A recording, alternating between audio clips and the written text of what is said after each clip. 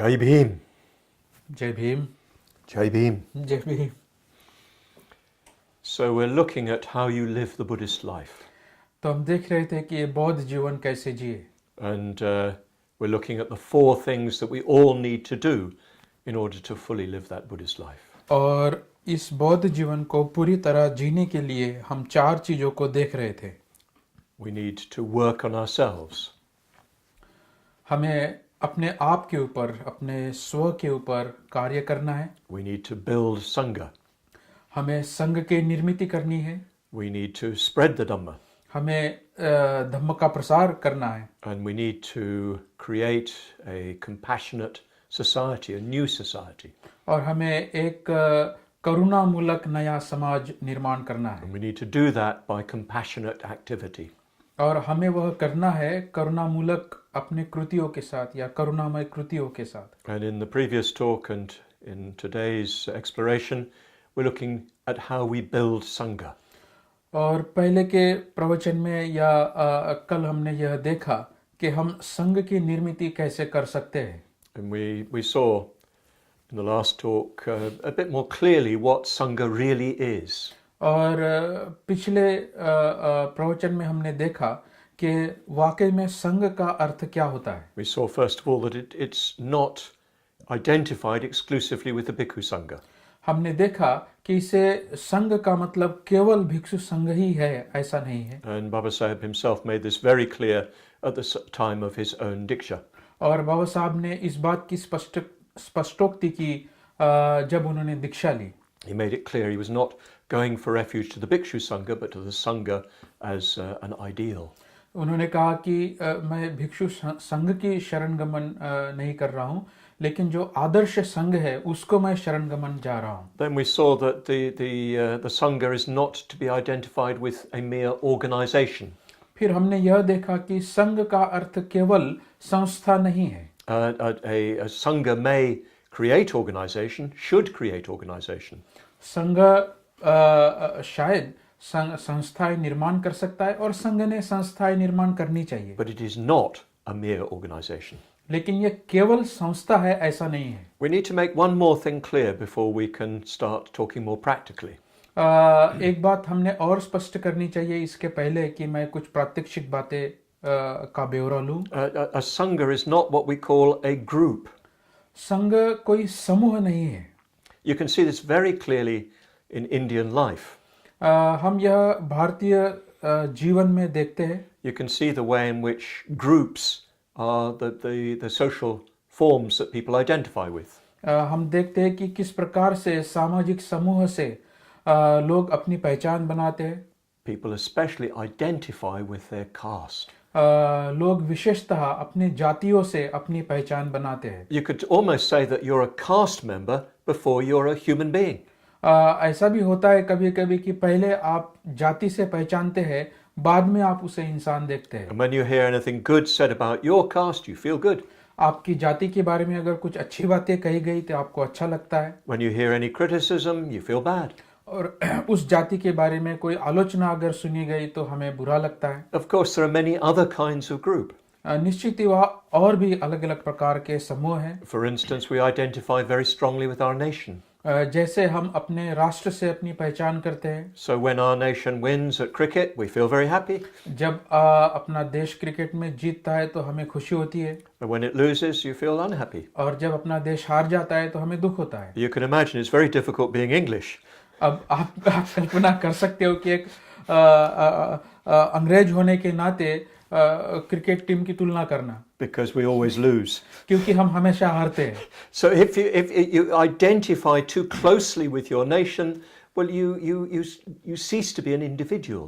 तो अगर हम अधिक या ज़रूरत से ज़्यादा अगर हमारी पहचान उस राष्ट्र से करते हैं तो हम हमारी व्यक्तिमत्व को खोते हैं। We identify with our family before everything else. हम हमारे परिवार से सबसे पहले अपनी पहचान करते हैं, किसी भी पहचान के पहले। To be an individual means to stand apart from the group. व्यक्ति होने का अर्थ यह है कि हम उस समूह से हटके खड़े होते हैं। Baba Sahib made it very clear that this is really necessary. बाबा साहब ने इसे स्पष्ट किया कि यह आवश्यक है। He talked about conversion to Buddhism. उन्होंने बौद्ध धर्म में परिवर्तित होने की बात की. And he said that being a Buddhist is something very difficult to do. उन्होंने कहा कि बौद्ध होना एक बहुत कठिन बात है. Which is really interesting. जो बहुत रोचक है. 60 years ago, he gave to some of the poorest and most oppressed people in India the most difficult religion in India. 60 साल पहले बाबा साहब ने जो उत्पीड़ित लोग थे उनको सबसे कठिन धर्म दिया. And that's a sign of his true greatness. और वह उनका लक्षण है एक महान व्यक्ति होने का. He didn't patronize people. He didn't look down on them. लोगों को उन्होंने निम्न है या उनकी क्षमताएं कम है ऐसा नहीं देखा. उन्होंने उनको केवल मैं सहारा दे रहा हूँ ऐसा नहीं सोचा. He gave them a very high ideal. उन्होंने अपने लोगों को एक उच्च आदर्श दिया. And he said that the Buddha Dhamma is really difficult to practice for two reasons. उन्होंने कहा कि बौद्ध धर्म आचरण करने के लिए कठिन है दो कारणों के लिए. First of all, because it requires a real effort. सबसे पहली बात तो यह है कि धम्म आचरण करने के लिए कठिन प्रयास लगते हैं. You can't just say I'm a Buddhist, bus.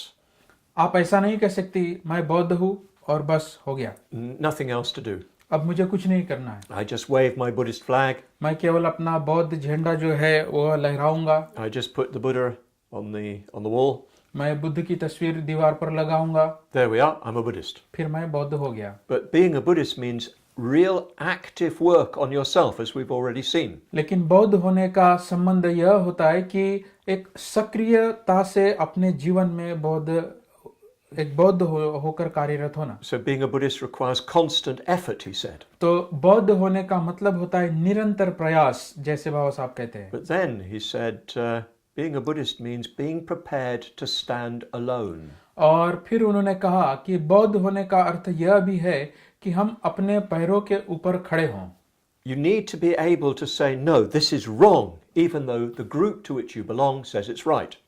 आप में यह क्षमता होनी चाहिए नहीं बोलने की अगर वह गलत है भले ही आपका समूह उसे सही करार देता हो. You need to be able to say this is right when everybody else is saying it's wrong. और आप में यह भी क्षमता होनी चाहिए कि यह सही है भले ही हर एक आदमी बोलता हो कि यह गलत है. If you're not prepared to stand alone, well, you can't really practice Buddhism. अगर आप अपने पैरों के ऊपर स्वयं खड़े नहीं हो सकते तो फिर आप बौद्ध धर्म का आचरण नहीं कर सकते. You need to be an individual in this sense. तो इस परिप्रेक्ष्य से हम व्यक्ति होने चाहिए. You need to stand up for what you truly believe in. आप जिसके ऊपर विश्वास रखते हैं उसके प्रति आपको खड़ा होना होता है. You need to be prepared to do what is right, even though people are pushing you to do what is wrong. आप इस बात की तैयारी आप में होनी चाहिए जो सही है वह करने के लिए भले ही सारे लोग उसे गलत है ऐसा नकारते हो. You know that just recently people have been convicted for taking life during the riots in Gujarat. अभी कुछ लोगों को सजा हुई है. convicted. They've been convicted. They've been found guilty. उनको अपराधी घोषित किया गया है कि औरों की जान लेने के लिए गुजरात में. And well, people say, well, these people were perfectly good friends with their Muslim neighbors and so on. लोग ऐसा कहते हैं कि ये अच्छे दोस्त थे उनके कुछ मुसलमान दोस्त थे. But when the riot starts, people just act with the group. लेकिन जब ऐसा कोई यानी धर्म विवाद होता है तो लोग जैसा समूह जाता है उस समूह के साथ हो लेते हैं. And people do really terrible things because of that sort of pressure. और ऐसे दबाव के कारण हम काफी गलत बातें कर देते हैं. It's really difficult to say, no, this is wrong. यह बहुत कठिन होता है ऐसा कहना कि नहीं यह गलत है ऐसा नहीं होना चाहिए. And well, if we don't do that, we're not really Buddhists. और अगर हम ऐसा नहीं कर पाते तो फिर हम बौद्ध नहीं हैं. We need to stand up for our own principles. हमें अपने तत्वों के लिए खड़े होना होता है. We need to stand up for what we know to be right and against what we know to be wrong. हमें इस बात के लिए खड़े होना होता है कि जो सही है सही के लिए और जो गलत है उसे गलत है करार देने के लिए. We need to think clearly for ourselves. अपने स्वयं के लिए हमें स्पष्ट रूप से सोचना होता है. This is something Baba Sahib was very, very insistent on. यह बात बाबा साहब ने जोर देकर कही है। One of the reasons he chose the Buddha Dhamma was because the Buddha insisted that people thought about what he said. बाबा साहब ने बौद्ध धर्म इसलिए भी चुना कि वे जानते थे कि मैं जो कह रहा हूँ लोग उसे सोचेंगे। He said that the Buddha asked his disciples to chip and chop so that his teachings could be relevant to the times. Buddha ने ऐसा कहा है और लोगों को बताया है कि लोग मेरी शिक्षाओं की समीक्षा करें ताकि वो इस बात को देखें कि क्या सही है और क्या गलत है। Sorry, that's what Baba Sahib said that he wanted people to do, that the Buddha allowed his people to do with his teaching. बाबा साहब ने यह लोगों को बताया कि बुद्ध ने अपने अनुयायी को यह बताया कि वो उनके शिक्षा की समीक्षा कर सके। And well, Baba Sahib had the same attitude himself. और बाबा साहब का अपना यानी उनका स्वयं का जो दृष्टिकोण था वह भी वैसा ही था। He wanted people to take him seriously and think deeply about what he said. वो जानते थे या वो चाहते थे कि लोग चीजों के बारे में गंभीर हो और उसके बारे में गहराई से सोचे। He wanted people to be individuals. वे चाहते थे कि लोग सच्चे मायने में व्यक्ति बने। Because only individuals can be part of Sangha. क्योंकि जो व्यक्ति है वही संघ का सदस्य हो सकता है। Because the Sangha is quite different from a group. क्योंकि संघ जो है यह समूह से अलग है। So it's a very important principle for us to get very clear. यह बहुत महत्वपूर्ण है कि इस तत्व को हम स्पष्ट रूप से समझें। We don't become Buddhists to simply just follow the Buddhist crowd. हम जो बौद्ध समूह है उनका पालन करके या उनके पीछे पीछे जाकर बौद्ध नहीं बनते। Becoming a Buddhist means becoming an individual human being. बौद्ध बनने का अर्थ यह होता है कि आप सच्चे व्यक्ति बनते हैं। This is one of the most important things we need to recognize from the outset. यह बहुत महत्वपूर्ण है यानी इस शिक्षा को पहचानना। So yes, being part of Sangha is being an individual. तो संघ का सदस्य होने का मतलब होता है कि आप सच्चे व्यक्ति हैं। And coming into relationship with other individuals. और औरों के साथ एक व्यक्ति के रूप में आप संबंध प्रस्थापित करते हैं। And the essence of Sangha is that everybody is committed to the Buddha Dhamma and Sangha. और संघ का सार यह है कि उसमें हर सदस्य बुद्ध धम्म संघ के प्रति शरणगमन करता है। And they come together on the basis of that shared going for refuge to Buddha Dhamma and Sangha. और वो उसी बुनियाद के ऊपर जो बुनियाद बुद्ध धम्म संघ को शरण जाने की है उस बुनियाद पर इकट्ठा आते हैं। And when you come together on that basis, some very definite, deeper connection develops between you. और अगर आप उस बुनियाद पे इकट्ठा आते हैं तो आपके गहरे संबंध एक दूसरे के साथ प्रस्थापित होते हैं। But you come together in that relationship in a spirit of Maitri. लेकिन आप उस बुनियाद पर इकट्ठा आते हैं मैत्री के भरोसे। That the lifeblood of the Sangha is Maitri. संघ का जो जीवन है या संघ का जो रक्त है वो मैत्री है। You see that represented on this kesa. जैसे आप इस केसा पे देखते हैं, You see the yellow, the gold jewel, which is the Buddha. यह जो पीला जो रत्न है वह बुद्ध है। Because gold is the most precious substance. क्योंकि सोना जो है जो वह अमूल्य रत्न है। And then blue is like the blue sky. और यह जो नीला है यह नीले आकाश की तरह है। The vast, deep blue sky. जो असीम है, गहरा है ऐसा नीला आकाश। Which contains everything. जहाँ हर चीज समाई हुई है। And that's the Dhamma jewel. और वह धम्म रत्न है। Then the red jewel represents Sangha. और यह जो लाल रत्न है वह संघ रत्न दर्शाता है। The red of blood. और यह लाल जो है वह लहू रंग जो रक्त का होता है उससे इसका संबंध है। The blood that flows through your body, through your heart's beating.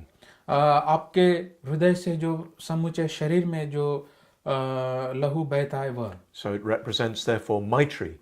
इसलिए यह मैत्री दर्शाता है। That the Sangha is bound together in Maitri. तो संघ यह जो है यह मैत्री से इकट्ठा होता है। There are individuals who go for refuge to the Three Jewels and who come into relationship with each other in Maitri. ऐसे वह व्यक्ति जो त्रिरत्नों को शरण गमन करते हैं लेकिन दूसरे व्यक्तियों के साथ गहरे संबंध प्रस्थापित करते हैं मैत्री की बुनियाद पर, And they regard each other, they look to each other as fellow individuals. और वे अपने एक दूसरे को व्यक्ति के रूप में देखते हैं, इंसान के रूप में देखते हैं। They care about each other as individuals. व्यक्ति होने के नाते दूसरे व्यक्ति का वह देखभाल करते हैं। They appreciate each other as individuals.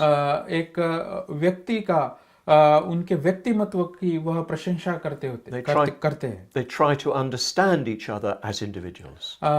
एक दूसरे को एक व्यक्ति समझकर उनको समझने की कोशिश करते And हैं, they try to deepen their friendship with each other as individuals. और एक व्यक्ति होने के नाते अपने मैत्री को वह गहरा करने की कोशिश करते हैं। That's the basis of Sangha. यह संघ की बुनियाद है। Coming into that connection with each other and developing friendship in commitment to the Three Jewels. व्यक्ति के रूप में इकट्ठा आना, अपने गहरे संबंध प्रस्थापित करना और त्रिरत्नों को शरण गमन करना। And when you experience that kind of closeness, that kind of connection, it's deeply, deeply satisfying. और इस प्रकार के जब आप संबंध अनुभव करते हैं, यह गहराई से समाधान कारक होते हैं। Now I should stress, it's not always smooth and easy. लेकिन मैं इस बात के ऊपर भी जोर देना चाहूँगा कि यह हमेशा ही आसान नहीं होता। Yeah, no, it's not always smooth and easy. Sometimes it involves, well, even criticism. कभी-कभी हमें एक दूसरे की आलोचना भी करनी होती है। Maybe he didn't like something about my talk. हो सकता है मुझे कुछ बातें इनके प्रवचन के बारे में अच्छी ना लगे, So maybe he'll tell me. तो शायद मैं इनको बाद में बताऊंगा। Maybe I didn't think he translated me properly. या इन्हें ऐसा लग सकता है कि मैं इनका भाषांतरण ठीक से नहीं कर रहा हूँ, So I'll definitely tell him. तो ये मुझे बताएंगे। But that's still in the context of friendship and Maitri. लेकिन इसके बावजूद भी यह मैत्री की बुनियाद पर होता है। It's not criticism in order to attack or destroy. तो यह आलोचना उन्हें आघात करने के लिए या उन्हें नष्ट करने के लिए नहीं होती। It's trying to help each other to improve. हम एक दूसरे को आलोचना के द्वारा उन्हें विकास करने के लिए मौका देते हैं, मदद करते हैं, So the Sangha can be more and more effective. ताकि जो संघ है वह अधिक प्रभावी बने। And then it can be so much more attractive to people. और इसलिए यह लोगों के लिए अधिक आकर्षित हो सकता है। When you really see friendship between people, it's very, very attractive. जब आप लोगों को मैत्रीपूर्ण देखते हैं, यह काफी आकर्षण करने वाली बात होती है। When the Sangha, when a Sangha is in harmony, it's very, very attractive. जब संघ सुसंवादित होता है, वह आकर्षित होता है। You want to be part of it, you want to join in. आपको ऐसे लगता है कि मैं इसका हिस्सा बनना चाहिए, मैंने इसको जुड़ना चाहिए। When the Sangha is really alive and people are relating to each other in a very powerful way, well, you want to be drawn to it. और अगर संघ इस प्रकार से सुसंवादित होता है तो वह प्रबल होता है और आप उसके तरफ आकर्षित होते हैं। When there really is Sangha alive, it's very joyous, very loving. और इस प्रकार से जब संघ जिंदा होता है तो वह काफी आनंददायी होता है। So I hope we're getting a clearer and clearer idea of what Sangha is. तो मुझे आशा है कि इसकी स्पष्टता हमें आ रही होगी कि संघ का अर्थ क्या होता है। And it's something quite new, quite rare.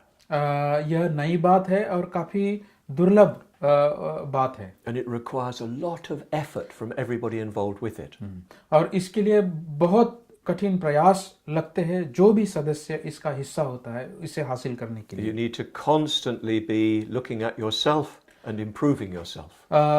निरंतर आपको अपने अंदर झांकना होता है, देखना होता है और अपना विकास करना होता है। And the whole effect of Sangha, when it's truly Sangha, is to bring you, is to get you to grow more and more. और अगर यह वाकई में सच्चा संघ है तो यह आपको मदद करता है हर दिन दर बदर विकास करने के लिए। Its whole effect is to sort of quicken, to bring to life your aspiration to grow. और आपकी जो महत्वाकांक्षा है विकास करने की, आगे बढ़ने की, इसको यह अधिक तरोताजा या जिंदा करता है। It's just like the sun when it falls on on plants, or the rain when it falls on plants. यह उसी प्रकार है जिस प्रकार से सूर्य किरण या वर्षा किसी पौधे पर पड़ती है। In Britain, where I come from, you need sun. मैं अंग्रेज हूँ, मैं इंग्लैंड से आता हूँ और मुझे सूरज या चाहिए होता है। We have plenty of rain, but not enough sun. यहाँ बहुत बारिश होती है लेकिन सूरज नहीं निकलता। In India, you have plenty of sun, but not enough rain. लेकिन भारत में बहुत सूरज है लेकिन बारिश कम होती है। So yes, in India, the Sangha is like the rain. तो भारत में आप ऐसा कह सकते हैं, संघ का अर्थ मान लो जैसी वर्षा है। Just like when the monsoon comes and suddenly nature comes to life. जैसे कि वर्षा होती है मानसून की और जो सृष्टि है उसमें एक नया जीवन हम देखते हैं। So when you really participate in Sangha, well, your Dhamma life comes more and more vivid. तो जैसे ही आप संघ में आप प्रवेश करते हैं, उसमें सम्मिलित होते हैं, आपका जीवन जो है, धम्म जीवन जो है वह अधिक आह्लाददायक होता है। Anyway, enough of what Sangha is. तो मुझे लगता है यह पर्याप्त है। संघ क्या है इसकी परिभाषा या इसका विश्लेषण करने के लिए। I could go on singing of the joys and wonders of Sangha for a very long time.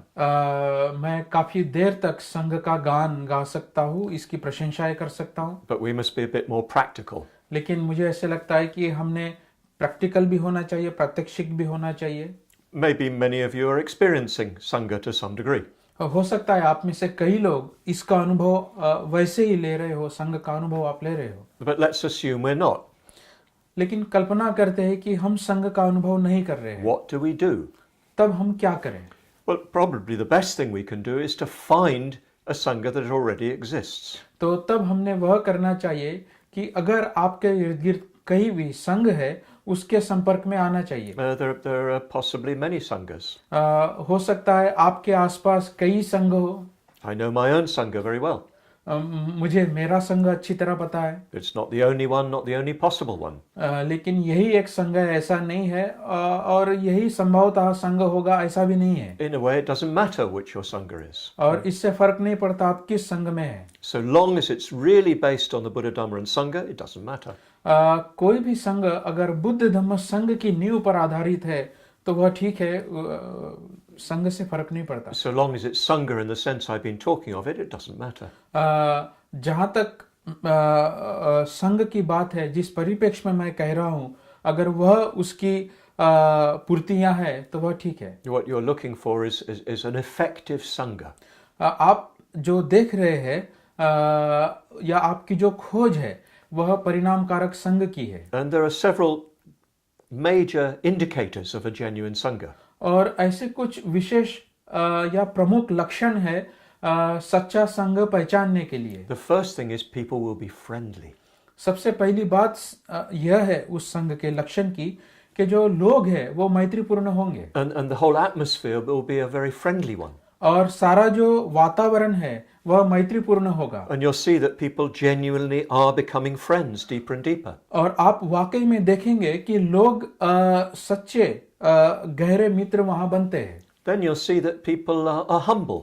और फिर आप देखेंगे कि लोग जो है वह शालीन है। You're not expecting them to be perfect. आप उनसे यह अपेक्षा नहीं कर सकते कि वह परिपूर्ण है। If you're expecting a perfect Sangha, well, you'll have to wait a very long time. अगर आप एक आदर्श संघ की बात कर रहे हो तो फिर आपको काफी राह देखनी होगी। But you do expect people to be able to accept criticism. लेकिन आप कम से कम यह उम्मीद रखते हैं कि लोग आपकी आलोचनाओं को सुनते हैं। If you're in a genuine Sangha, people will be willing to say, yes, I hear what you say. अगर आप वाकई में किसी संघ सदस्य को मिलते हैं और आलोचना करते हैं तो वो यह कहेगा कि हाँ, मैं सुनता हूँ आप जो कह रहे हैं। Let me think about that. मुझे इसके बारे में सोचना And चाहिए। then to say, yes, you're right, that criticism is valid.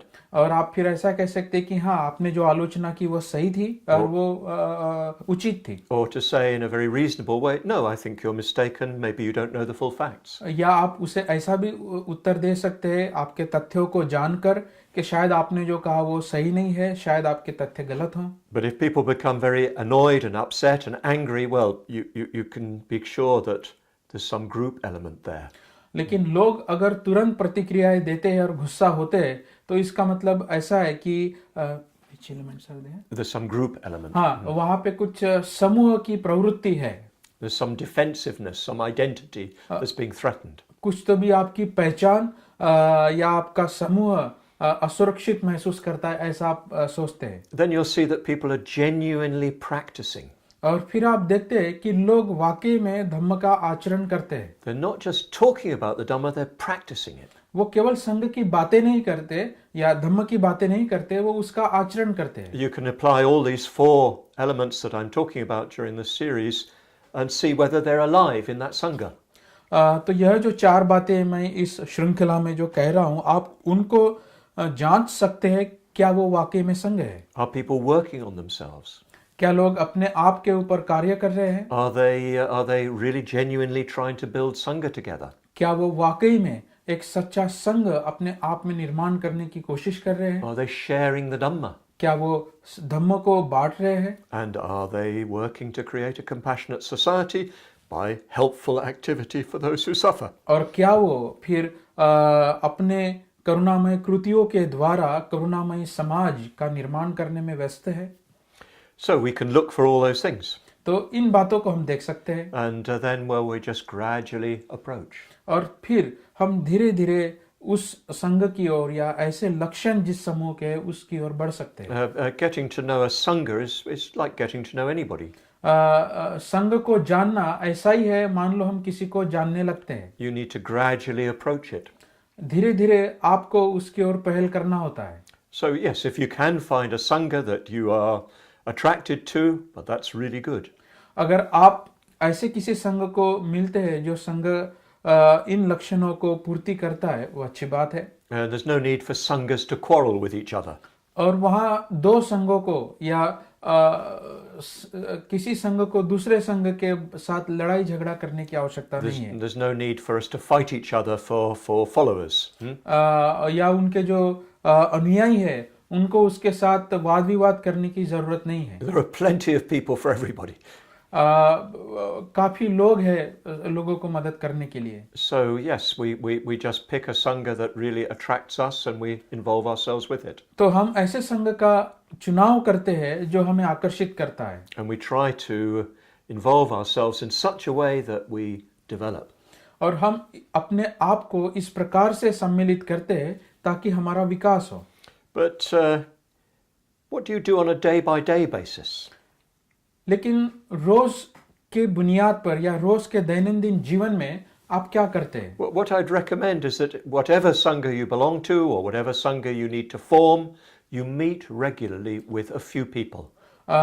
किसी भी संघ से आप जुड़े हो या किसी भी संघ से आप जुड़ना चाहते हो, मैं यह बात या इन बातों का सुझाव करूंगा कि आप निरंतर या नियमित रूप से इकट्ठा मिलना चाहिए। The Sangha that we belong to has many thousands of members. जिस संघ के साथ हम जुड़े हुए हैं उसके हजारों अनुयायी हैं या सदस्य हैं। It's spread all over the world.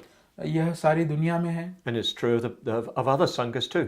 और यही बात और जो संघ है उसके साथ भी उतनी ही लागू है। It's not possible to get everybody together.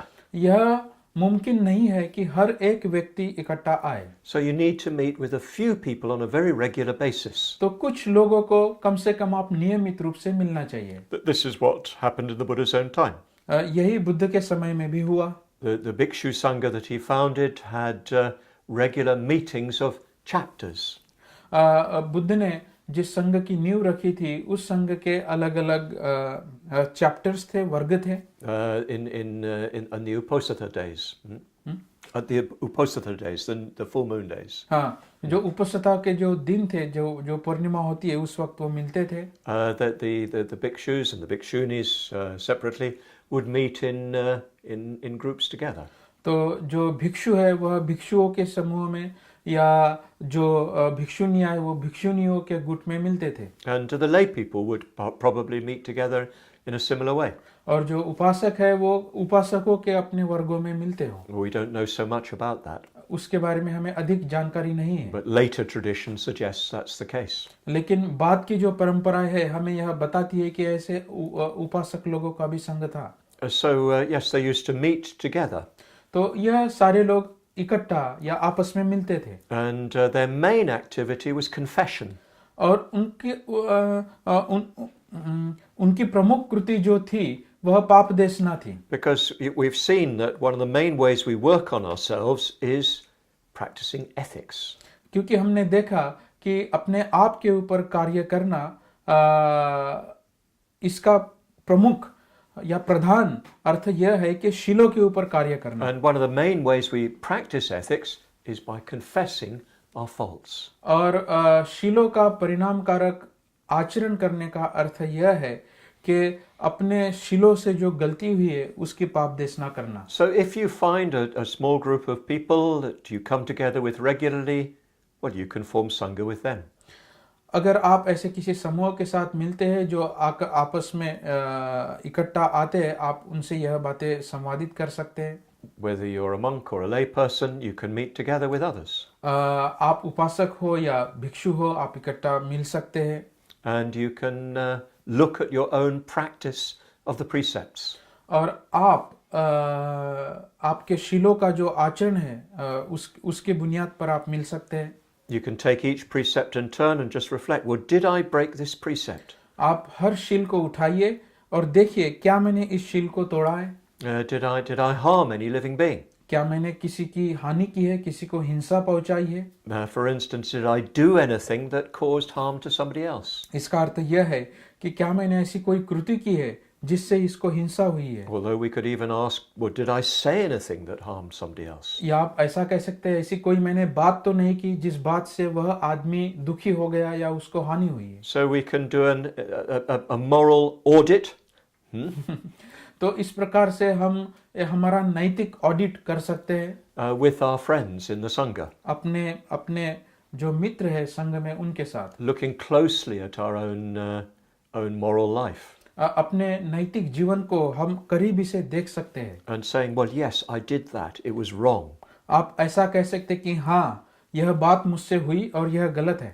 I did it because of these unconscious motivations. मैंने यह किया क्योंकि इसके पीछे ऐसे यानी अनजाने में मेरी ऐसी चेतनाएं थी. And your friends in a very sympathetic way will help you to understand more fully what happened. और आपका जो मित्र है उस सहानुभूति से उसे समझने की कोशिश करेगा. They'll help you to put right what you've done wrong. जो कुछ भी आपने गलत किया उसे सही रखने की कोशिश करेगा. They'll help you prevent yourself from doing it again. और वह आपको मदद करेगा कि ताकि ऐसी गलतियां आपसे दोबारा ना हो, ऐसे दुख आपको दोबारा ना हो. So in such a small sangha, everybody works together to help each other to practice the precepts more and more deeply. तो इस प्रकार से हम इकट्ठा मिलते हैं शीलों का आचरण करने के लिए गहराई से. So then in a sangha, people come together and they talk about their work on their minds. और फिर संघ में लोग इकट्ठा आते हैं और वो कैसे अपने मन के ऊपर कार्य कर रहे हैं इसके बारे में बातें करते हैं. Ideally, everybody should be doing some meditation. सच्चाई में या आदर्शवत देखा जाए तो हर व्यक्ति ने थोड़ा सा ध्यान करना ही चाहिए. So you can talk about your experience of meditation. तो आपके जो ध्यान के अनुभव है उस ध्यान के अनुभवों के बारे में आप बात कर सकते हैं. You can talk about your difficulties. आपकी जो समस्या है उन समस्याओं के बारे में आप बात कर सकते हैं. Talk about your successes. आपके जो कामयाबियां हैं उन कामयाबियों के बारे में आप बात कर सकते हैं. And in this way you can help each other to deepen your experience of meditation. और इस प्रकार से आपके जो ध्यान के अनुभव है उन ध्यान के अनुभवों के बारे में आप बात कर सकते हैं. You can study the Dhamma together. आप धम्म का अभ्यास इकट्ठा कर सकते हैं. You could take a passage, a section from the Buddha and his Dhamma. Buddha और धम्म से कोई भी परिच्छेद आप उठा सकते हैं. You can read it together. आप इकट्ठा पढ़ सकते हैं. And discuss what you're reading. और आप इसकी चर्चाएं कर सकते हैं जो आप पढ़ रहे हैं. But be careful, it's not an academic exercise. लेकिन आप इसके बारे में निश्चित रहिए कि यह जो पाठशालाओं में या शैक्षणिक रूप से पढ़ाई होती है वैसी पढ़ाई नहीं है। It's not a PhD subject. यह पीएचडी का विषय नहीं है। Yeah, you agree, it's not a PhD subject. It's looking at your own life and your own experience. आप अपने जीवन को गहराई से देखते हैं, आप अपने अनुभवों को गहराई से देखते हैं। You're not just talking about other people, आप औरों की बातें नहीं करते, you're talking about yourself and your experience. आप अपने स्व के बारे में बात करते हैं, अपने अनुभव के बारे में बात करते हैं। We're so good at analysing other people. हम बहुत अच्छे हैं या इसमें निष्णात है कि हम औरों का विश्लेषण कैसा करें। We're so good at talking about their faults and failings. उनके जो कमियां हैं या उनकी जो नाकामयाबियां है उसके बारे में बात करने में हम निष्णात हैं। But very, very difficult for us to apply the Dhamma to ourselves. लेकिन यह बहुत कठिन है धम्म को अपने आप के लिए लगाना, उसका आचरण करना। And when in a Sangha everybody's doing that, oh, it's a wonderful atmosphere. लेकिन संघ में हर व्यक्ति जब ऐसा करता है तो एक सुंदर वातावरण की निर्मित उसमें होती है And there's some real development going on. और वहां पे वाकई में सच्चा विकास होता है। Of course, you also practice Vandana together. निश्चित आप वंदना इकट्ठा करते हैं। Generally, you help each other with your lives. अक्सर आप अपने जीवन को जीवन की मदद करते हैं इकट्ठा आकर, And you open yourself up to each other. और आप अपने आप को खुला करते हैं। And I can say from my own experience, this is one of the greatest joys of life. और मैं अपने अनुभव से यह कह सकता हूँ कि यह जीवन का एक ऊंचा आनंद है। When you participate in Sangha in this way, it's really a remarkable experience. और जब आप संघ को इस प्रकार से सम्मिलित संघ में आप इस प्रकार से जब सम्मिलित होते हैं, यह एक विलक्षण अनुभव होता है। So when you're practicing Sangha in this way, when you're building Sangha in this way, it has a big effect. तो जब आप संघ को इस प्रकार से इसका आचरण करते हैं तो इसका बड़ा प्रभाव या विशाल प्रभाव हो सकता है। It has a big effect on you personally. आपके स्वयं के ऊपर इसका प्रभाव हो सकता है। It has a big effect on all your other Sangha members. और इसका प्रभाव जो अन्य संघ सदस्य है उनके ऊपर हो सकता है। But it has a wider effect. लेकिन इसका एक विशाल प्रभाव भी होता है। When you really are experiencing Sangha in this way, it affects other people. जब आप संघ को इस प्रकार से अनुभव करते हैं, इसका यह लोगों के ऊपर प्रभाव डालता है। For instance, you'll be a different person at home. जैसे आप घर आते हैं या घर में होते हैं तो आप अलग व्यक्ति होते हैं। Your wife or your husband will notice a change in you. Your children will notice a change in you. आपके बच्चे या पति या पत्नी आप में जो यह बदलाव आ रहा है, इस बदलाव को वो पहचानेंगे। And you'll be able to help that family become more like a Sangha. और फिर आप अपने परिवार को संघ परिवार में बदलने की या सांघिक होने की कोशिश करेंगे। When you're at work, you'll relate to people in a different way. तो जब आप ऐसे आते हैं तो इस अनुभव से जब आते हैं तो आप लोगों को अलग प्रकार से जोड़ते हैं। And you'll be attracting other people to the Dhamma. और फिर आप लोगों को धम्म की ओर आकर्षित करेंगे। The sight of Sangha, the experience of Sangha in other people is one of the most powerful ways in which we can attract people to the Dhamma. संघ का एक सुखद अनुभव एक प्रबल आकर्षण हो सकता है धम्म की ओर लोगों को आकर्षित करने के लिए। And the building of Sangha is one of the most revolutionary actions we can perform. और संघ निर्मिति अपने आप में एक क्रांतिकारक बात साबित हो सकती है। We're trying to create a new society. हम नया समाज बनाने की कोशिश कर रहे हैं। We can't just do it by constitutional means. हम इसे केवल या मात्र संवैधानिक तरीके से ही नहीं कर सकते। The Constitution is extremely important. संविधान बहुत ही महत्वपूर्ण है। It creates the conditions for Sangha. क्योंकि संविधान संघ निर्मिति के लिए वातावरण निर्माण करता है। But without that effort of individuals working together to create Sangha, we will only have a framework of law. अगर व्यक्तियों ने संघ निर्मिति होने के लिए प्रयास नहीं किया तो केवल ऐसा जो वातावरण है वो केवल कानूनी ढांचा बनकर रह जाएगा। Through people working to create Sangha, we're changing the culture. संघ के द्वारा जब हम लोगों के ऊपर कार्य करते हैं तो हम संस्कृति को बदलते हैं। We're creating democracy, true democracy. हम सच्चा लोकतंत्र निर्माण करते हैं। It's not fast work. और यह तेजी से होने वाला काम नहीं है। It takes a long time to build an effective Sangha. एक प्रभावी या परिणामकारक संघ निर्माण करने के लिए समय लगता है। Because we're building Sangha out of, human beings.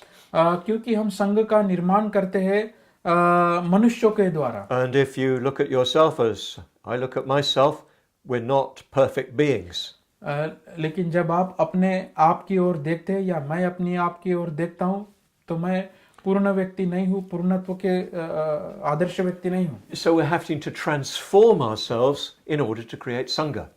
तो इसलिए हमें अपने आप को परिवर्तित करना होता है संघ में सम्मिलित होने के लिए। And so we're making a huge contribution to the whole of society by building Sangha. इस प्रकार से एक महान योगदान हम कर सकते हैं संघ के द्वारा समाज बदलने के But लिए। it's slow, careful work. लेकिन यह धीमा और सावधानी पूर्वक किया हुआ कार्य है। And of course we have to engage in other activity too. और निश्चित ही हमें अन्य गतिविधियों में सम्मिलित होना है। We'll be seeing later how we spread Dhamma and how we work to help others. बाद में यानी आगे की श्रृंखला में हम देखेंगे कि कैसे हम धम्म का प्रसार करें और कैसा नया समाज निर्माण करें। But we do everything else that we do on the basis of Sangha.